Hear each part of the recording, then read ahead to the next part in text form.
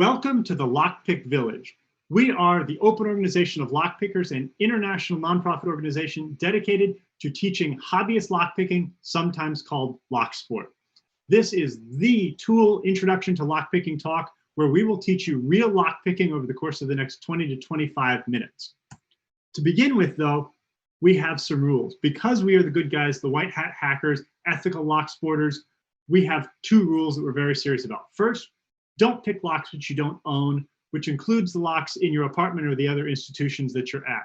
And also, don't pick locks upon which you rely. We want lockpicking to improve your safety and improve your ability to control your surroundings, not damage the locks or damage your personal safety. So follow those two rules, help us improve the impression of lockpickers, and help yourself stay out of trouble.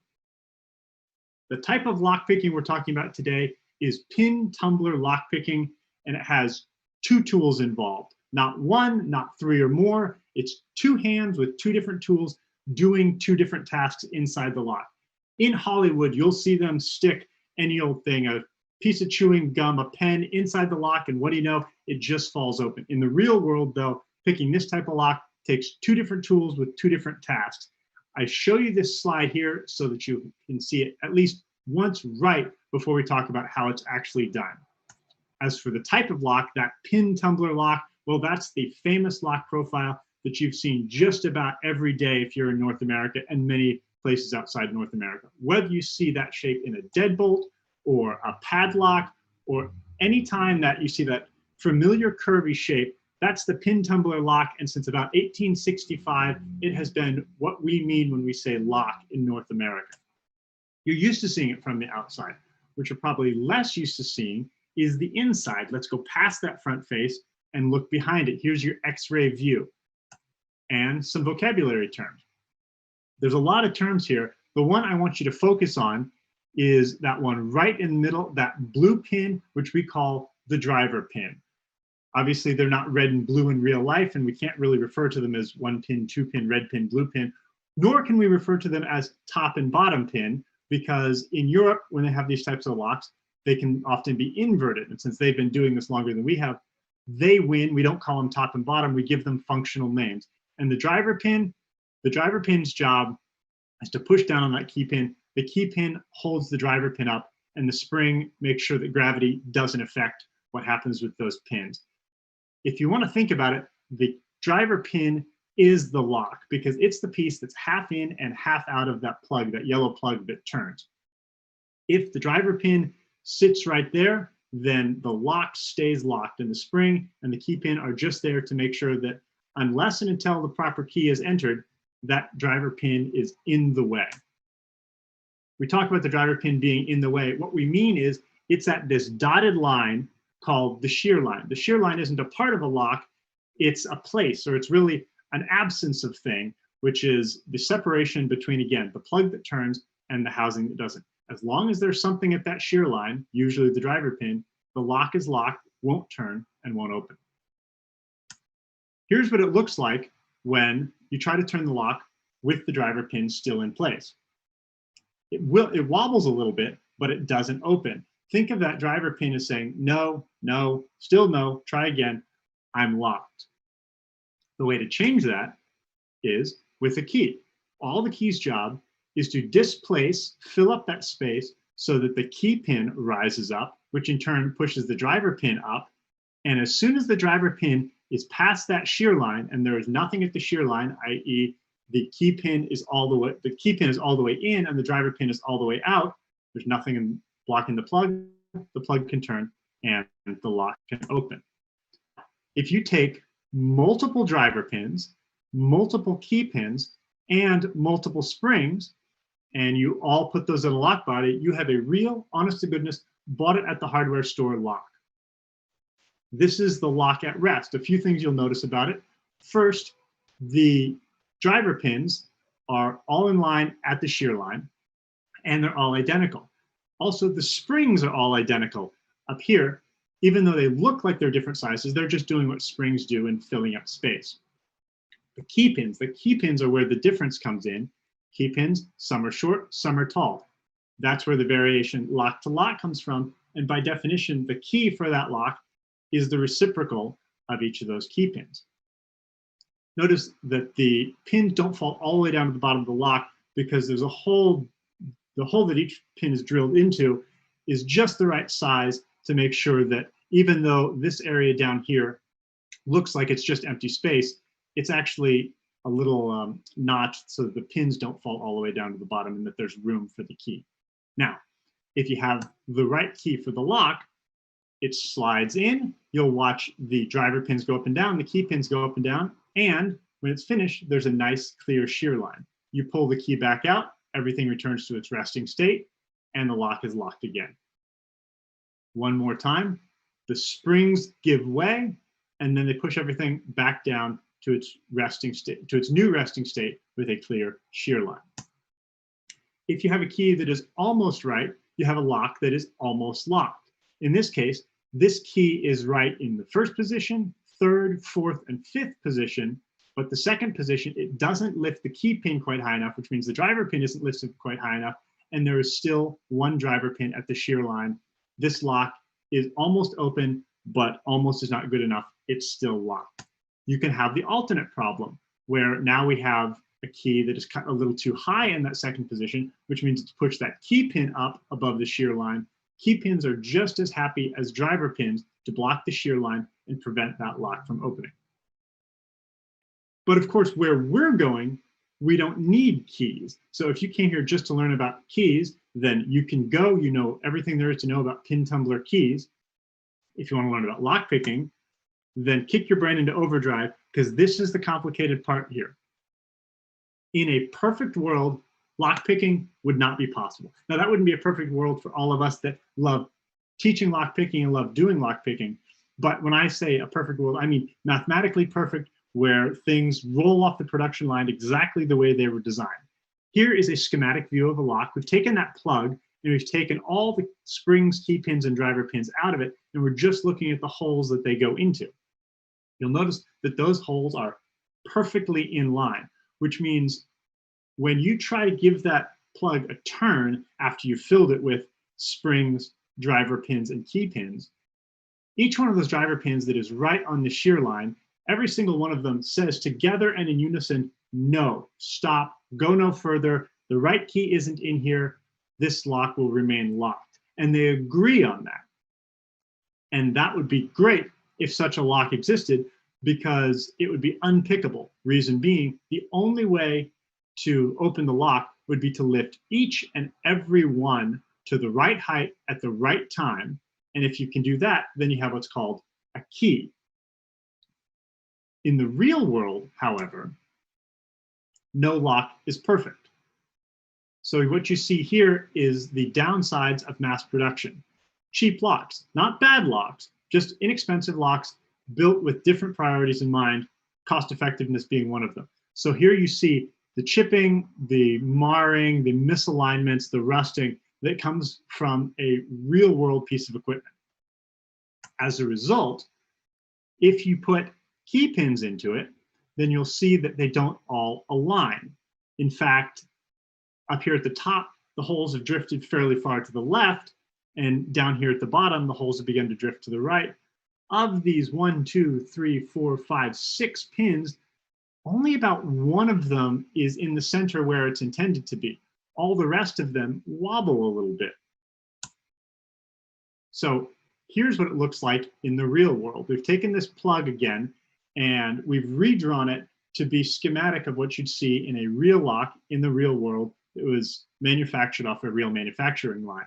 And you'll see that all the holes are still there, but now they wander a little bit. We put this dotted line here to make it a little bit more obvious. And you can see that the 1, 2, 3, 4th pin here is the most out of line. If they are not perfectly in line, then by definition, one of them has to be the most out of line. In this case, in this particular example of a lock, it's the 4th pin that is the furthest to the right, which means if we were to give that plug a turn, well, it wouldn't open because it's not that bad. But what it would do is it would stop on the one and only one driver pin that is actually in the way, which is the one furthest to the right. So you can think of it as 5 pins, but now instead of agreeing whether the lock should stay closed, 4 of them are silent. They don't even notice the plug is being turned. One and only one of them is saying, stop, go no further. In other words, you've paid for 5 pins worth of security, and you're only getting this 1 pin worth of security right now because of manufacturing tolerances in the lock. So it stands to reason that if this is the one and only 1 pin that is blocking your progress, if you could reach inside the lock with some sort of lock pick and lift up on that key pin, it would lift up on the driver pin. And if you manage to get that driver pin above the shear line, then nothing would be stopping the lock from turning, and it would turn. How far would it turn? Not a lot, just until it stopped at the next pin that was in the way. On this diagram, it might be the first one. You have to figure that out for yourself, lock by lock, pin by pin. Remember, these are not intentional. These are manufacturing defects or manufacturing tolerances, but that's the nature of hacking. Given an inch or given a fraction of a millimeter, we will take a mile. This allows us to pick each pin individually using only one lockpick. So let's go look back at that attempt without a key. If you turn the plug turns a little bit and then stops on that driver pin. We call that the binding pin. If you can find the binding pin, then your job is solve the binding pin. Lift up on it just enough such that the key pin pushes the driver pin above that shear line, and watch what happens, something magical. The plug turns under the driver pin and the driver pin can't go home again. One more time. Once the driver pin goes above the shear line, the door closes behind it and it traps it up there.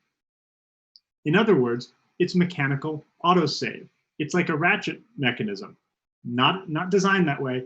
It's an effect of the manufacturing tolerances, and we're going to exploit the heck out of it to allow us to set multiple pins in a row until there are no more to set and the lock falls open. Here's what it looks like in practice. We're first going to tension the lock. If there's no tension, then you're not picking the lock, you're just lifting up pins and they'll fall right back down. You need to tension the lock to create that bind in the first place. Once you've created the bind, your next job, find the bind.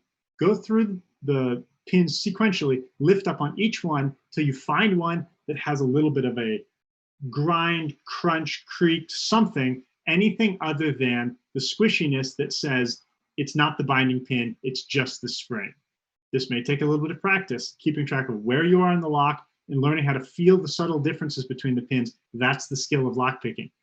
But as you get better at it, you'll be able to find each binding pin, push it up just the right amount, get the click, get the feedback, get the little bit of turn of the lock that tells you it's set, and then you go on to the next one. Do that for as many pins as there are in the lock, and the lock will just fall open. This is not like a big safe lock where you gotta chunk it open at the end, because you've been turning since the very beginning and taking away each and every obstacle to the turning. So if you just put the tension in, start turning, that same constant, steady pressure will serve you all the way through the end. And every time you set a pin, the lock will turn just a little bit more until when you've removed all the pins in the way, it will just fall open. Now let's take a look at one of the most common problems in lockpicking that will stop you cold, especially if you don't know to be on the lookout for it. We call it overlifting, and that's when you replace one problem with another by putting the key pin up above the shear line where the driver pin normally is. You see this person picking along had a short one in the 4th position and another short one in the 3rd position, which means when it comes time to pick the last one with a little bit taller key pin, they lift it too high and it gets bound above the shear line. The only way to get out of this position is to release your tension down here, shake the Etch-a-Sketch, and lose all your progress. So just like getting a haircut or salting the soup, you can always go back and do more. It's very hard to go back and do less. So light hands, small movements. Remember how small these pieces are and avoid overlifting. You'll save yourself a lot of trouble. And of course, if you do get stuck, that's okay. Shake it out, shake your hands out, shake the lock out, start over. You'll do better next time. We've talked a lot about what this hand is doing using the lock pick, but let's talk about the unsung hero, the turning tool.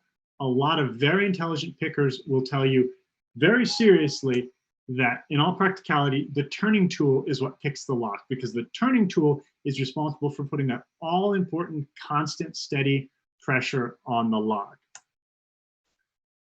As far as how to apply that pressure, well, first, we like using that big finger, the precision digit, and put it far out on the turning tool so that you can use leverage and amplify any feedback you get. Next question, how much turning pressure? And I will tell you honestly, there is good reasons to do light pressure and there's good reasons to do heavy pressure. And someone who tells you one or the other isn't wrong, they're weighing different things.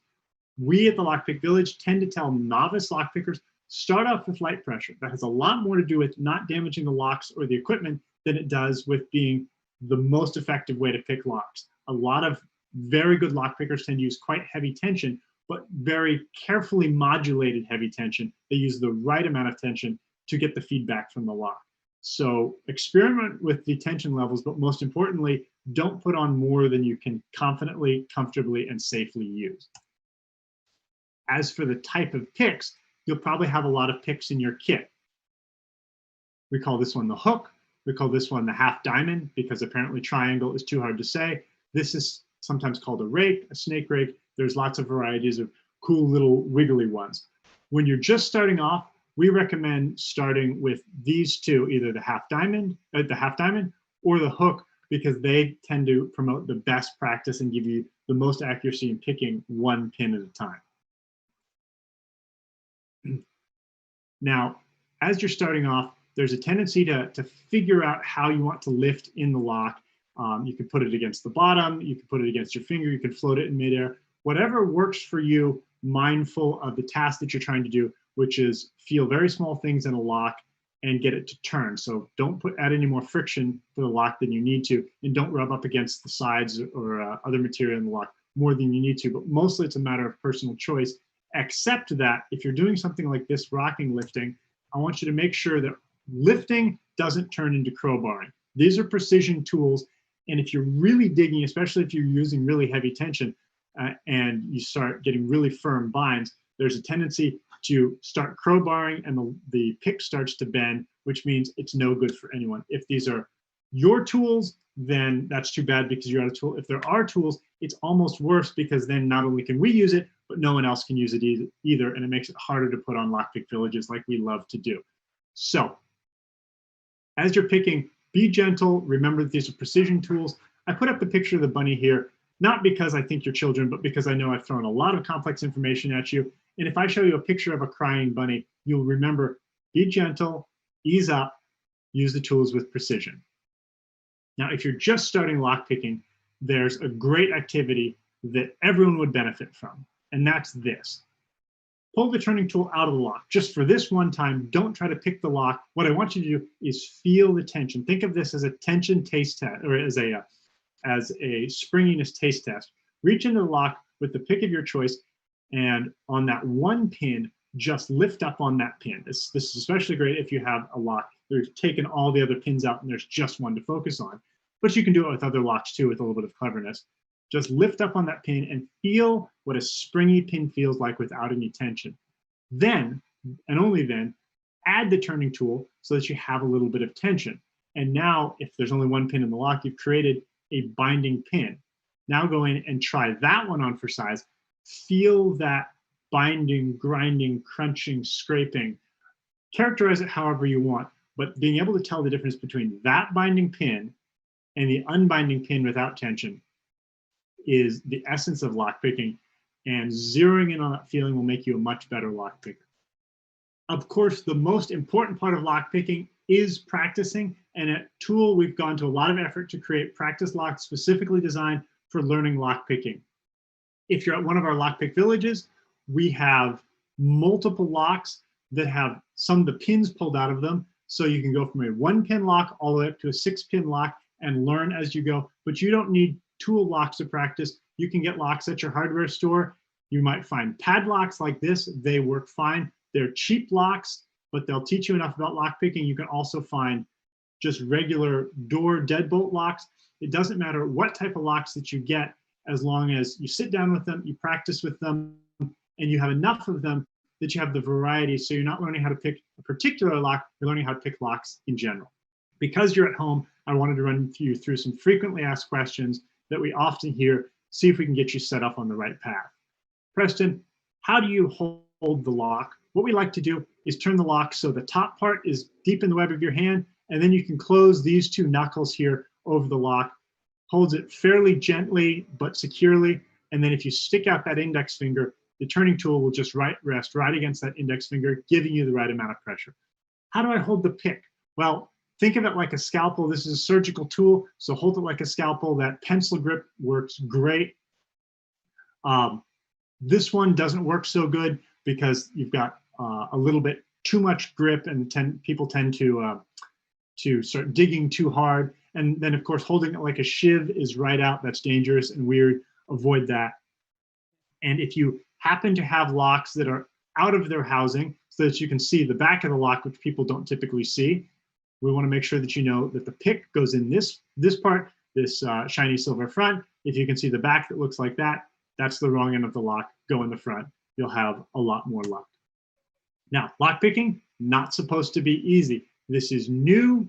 This is a skill-based exercise that evolution has done nothing to prepare you to. So I want to make sure that as you're doing this, be nice to yourself. Relax. If you want to have a beer, talk to somebody. That's all part of the fun. That's what we do when we're doing tool meetups. We sit around, we chat with each other, we relax, we have fun with it. And if you don't know what that animal is, now you have seen a baby wombat and your day is better. And then traditionally in lock sport, no matter what the lock is, whether it's a practice lock or it's a project lock that you've been working on for weeks, when you get it open, say open. Own it, celebrate it. All locks you open are worth celebrating, and we want you to have fun with it. Lastly, if this sounds like fun to you, we are a membership organization. We have members all over the United States, Canada, UK, Australia, and many other countries. We would love you to join, be a part of the organization from your home or in person as soon as we can. So go check out members.tool.us. And of course, if you can't wait to get lockpicking, you want to get your hands on lockpicking gear as soon as you can, then tool.us/equipment has exactly the gear that we like to train people on, and we'd love you to get started on it too. So happy lockpicking, practice, be gentle, celebrate your wins, and we'll see you at the next Lockpick Village.